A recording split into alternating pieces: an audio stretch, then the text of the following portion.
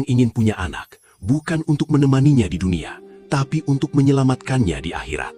Sahabat, dikisahkan dalam kitab-kitab Irsyadul Ibad, ada seorang lelaki soleh. Sudah lama sekali orang-orang menawarinya untuk menikah, tapi setiap kali ditawari, dia selalu menolak.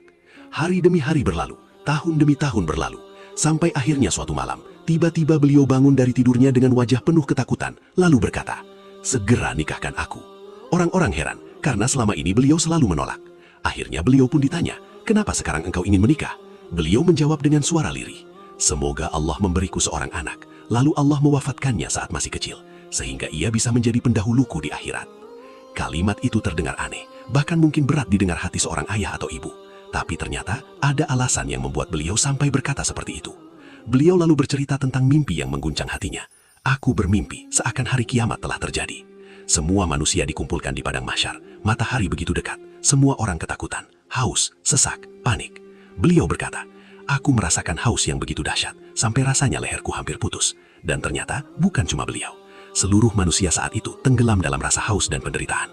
Lalu tiba-tiba, muncullah anak-anak kecil berjalan di tengah lautan manusia. Wajah mereka bercahaya, di tangan mereka ada kendi-kendi dari perak, tertutup kain bercahaya dari cahaya surga.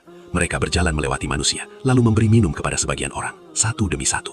Dan setiap orang yang diberi minum, langsung lega dari dahaga yang mengerikan itu.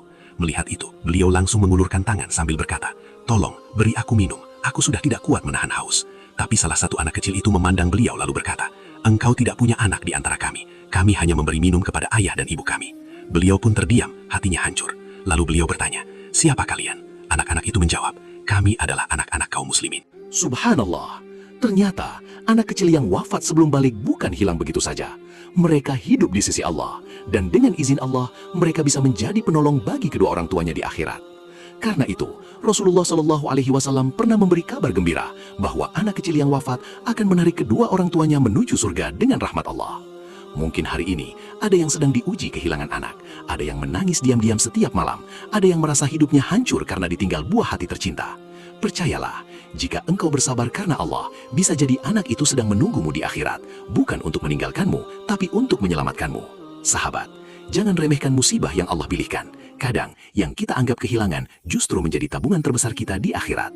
Perbanyak sabar, perbanyak doa untuk keluarga, dan didik anak-anak kita agar menjadi penolong, bukan penyebab kesedihan di akhirat nanti.